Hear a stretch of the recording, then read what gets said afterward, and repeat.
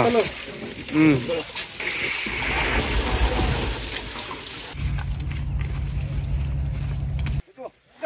মাছ আগে রাখো, খাই দিনে পরে। স্বাগতম সবাইকে আমাদের আরো একটা নতুন ভিডিওতে। আর আমাদের আজকের ভিডিওটা হবে সুন্দরবনের দুবলাচরের জীবন নিয়ে। আজকের ভিডিওতে সমুদ্রের কোনো অংশই থাকবে না। আমরা সমুদ্র থেকে মাছ আনার পরে সেই মাছগুলো কিভাবে শুটকি বানিয়ে থাকি তারই পুরো কার্যক্রম দেখাবো আজকের ভিডিওতে।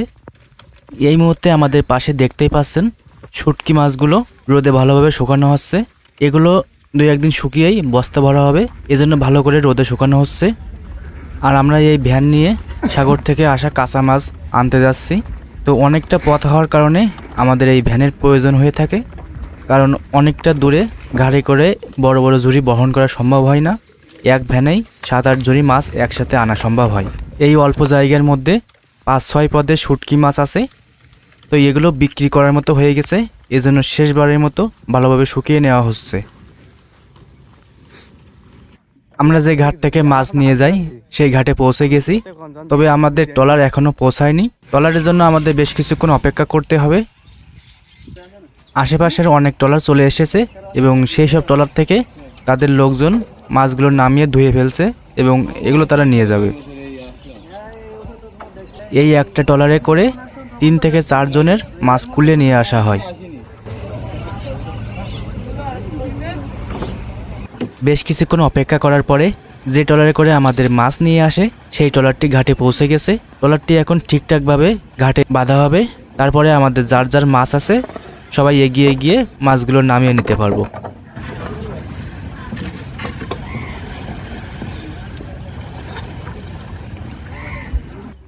অন্য ট্রলার থেকে তাদের লোকজন গাড়ি করে মাছগুলো নিয়ে যাচ্ছে। তো আমরাও একটু পরে আমাদের মাছগুলো নিয়ে আসতে পারবো।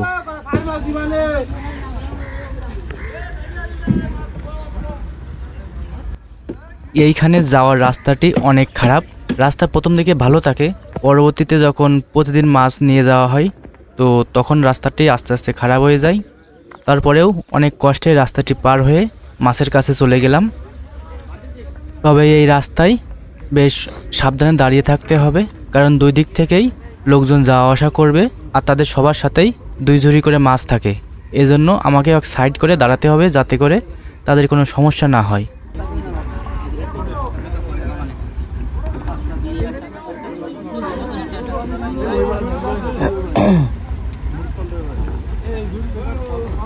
আমাদের ট্রলারটি ঘাটে বেশ সুন্দরভাবে বেঁধে নেওয়া হলো।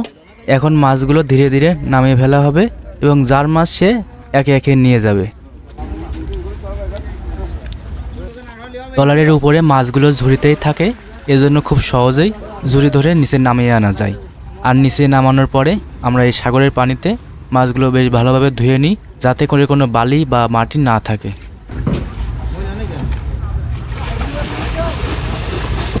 এখানে এক ট্রলারের 3 জন করে লোক থাকে। ট্রলারের উপর থেকে একজন মাছ নিচে নামিয়ে দেয় এবং নিচে থাকা 2 জন একে একে সেই মাছগুলো সাগরের পানিতে ভালোভাবে ধুয়ে নেয়। আর এই মাছ যতটা পরিষ্কার থাকবে মাছের দামও ততটা বেশি পাওয়া যাবে।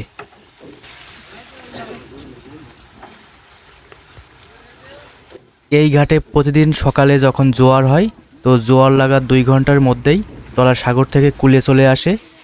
আর আমরা যারা ডাঙায় থাকি তারা সবাই এই ট্রলারে অপেক্ষায় থাকি যে কখন ট্রলারটি কুলে আসবে। কুলে আসার পরেই ট্রলারে থাকা মাছগুলো বেশ সুন্দরভাবে ধুয়ে নিয়েই আমাদের ডাঙার বাসায় চলে যায়। তো সাগরের এই কাজগুলো অনেক কষ্টের হয়ে থাকে, বিশেষ করে রোদের সময়। যখন কনকনে রোদ থাকে তখন টানা রোদে কাজ করতে অনেক কষ্ট হয়ে যায়, তারপরেও কাজ বন্ধ করা যায় না। এখানে কিছু কিছু ঝুড়িতে মাছের পরিমাণ অনেক বেশি, এজন্য ওই ঝুড়ি থেকে মাছ কেটে আরেকটা ঝুড়িতে দেওয়া হচ্ছে, মানে যারে বলে মাছ ভাগ করে দেওয়া হচ্ছে যাতে করে নিয়ে যেতে সুবিধা হয়।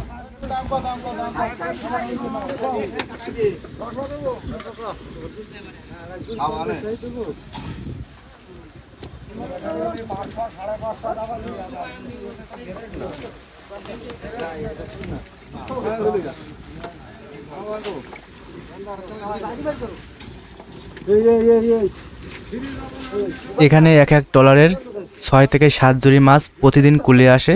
মাঝে মধ্যে একটু কম হয় আবার বেশিও হয়ে যায়। আর এক একজনের যদি 8 ঝুড়ি করে মাছ হয় তাহলে 3 ট্রলারে প্রায় 25 থেকে 30 ঝুড়ি মাছ হয়ে থাকে। আর যেহেতু এই ঘাট অনেক লোকে ব্যবহার করে, সেই কারণে সকালবেলায় এই ঘাটটাতে অনেক ভিড় হয়ে যায়, বিশেষ করে যখন মাছ আসে। এবং মাছ নিয়ে চলে যাওয়ার পরে এই ঘাট পুরোটাই ফাঁকা হয়ে যায়।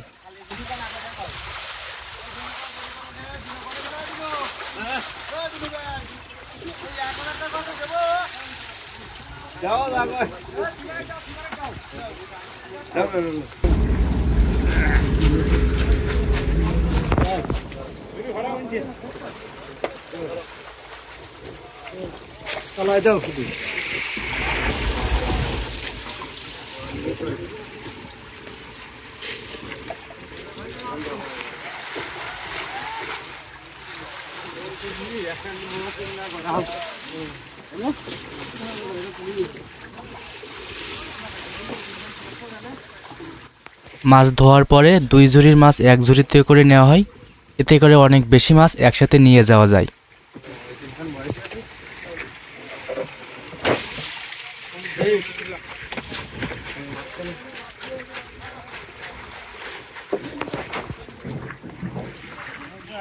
এই ছোট মাছের সাথে বড় বড় 2টা মাছ এসেছিল।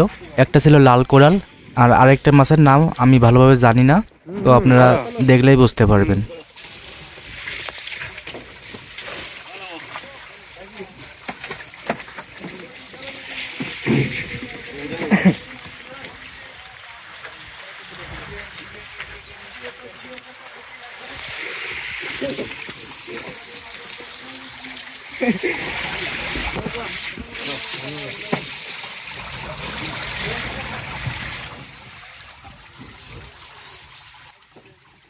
তো আমাদের মাছ নামানো প্রায় শেষের দিকে, আর এই 1.5 ঝুড়ির মতো মাছ আছে ট্রলারের উপরে। এগুলো নামিয়ে ধুয়ে ফেললেই আমাদের মাছ নিয়ে এখান থেকে চলে যেতে হবে।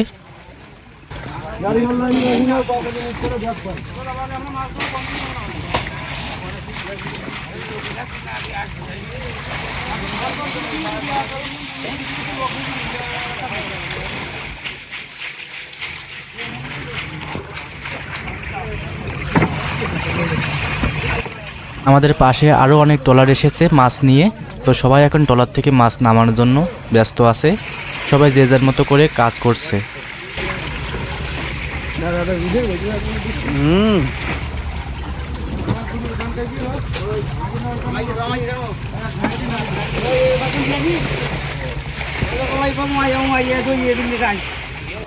আমরা যে মাছগুলো নামিয়ে ধুয়ে রেখেছিলাম সেগুলো এখন একবারে 2 ঝুড়ি করে এনে আমাদের ভ্যানের উপরে রাখতে হবে, এবং সবগুলো মাছ নেওয়া হয়ে গেলেই আমরা আমাদের বাসার দিকে চলে যাব।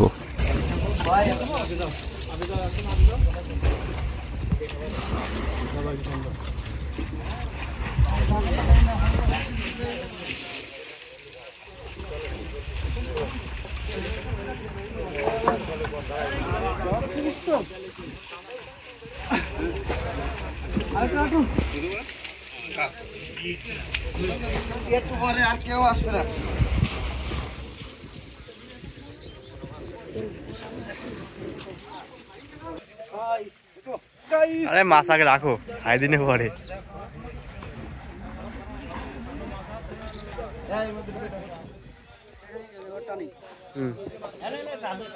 আবার কই টানি না, টানো টানো। তো এই মুহূর্তে আমাদের সব মাছগুলো আমাদের ভ্যানে লোড করা হয়ে গেছে। এখন আমরা এই ভ্যান ঠেলে ঠেলে আমাদের বাসার কাছে নিয়ে যাব। তবে আমাদের আশেপাশে অনেক লোক আছে যারা আমাদের থেকে খাওয়ার মাছ নিয়ে থাকে, তো এখন আমরা আমাদের এই মাছের ভেতর থেকে কিছু খাওয়ার মাছ তাদেরকে দিয়ে দিলাম।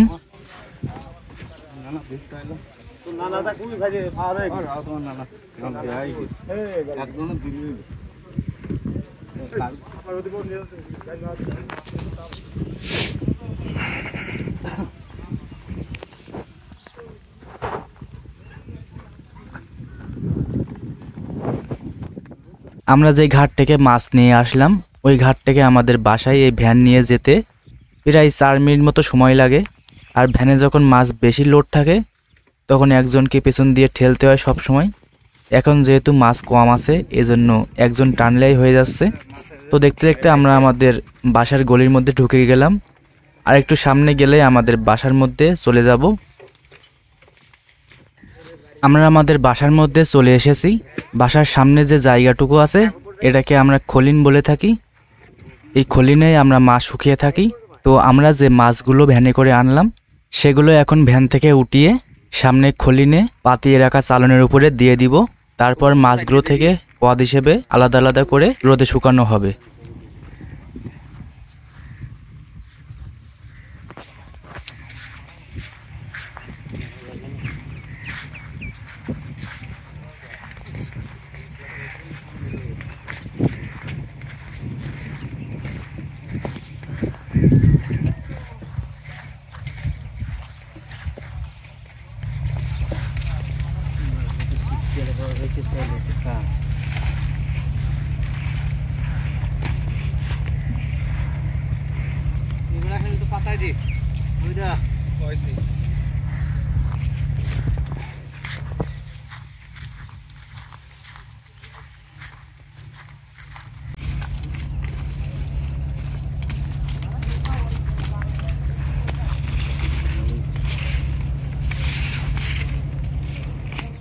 নেটের মাছ এগুলো নেটের ওরে এটা লাফালা বিকাই দাম বলো হোতা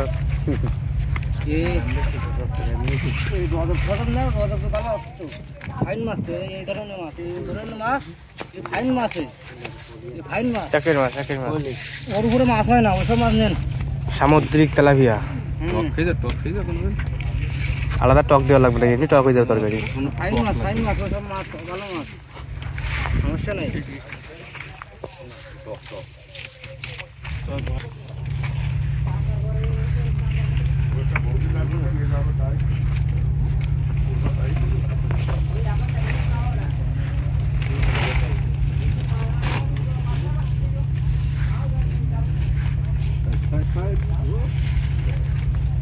ফাঁকা দিতে হলে কোনো কাজ করতে দিতে হবে, অল্প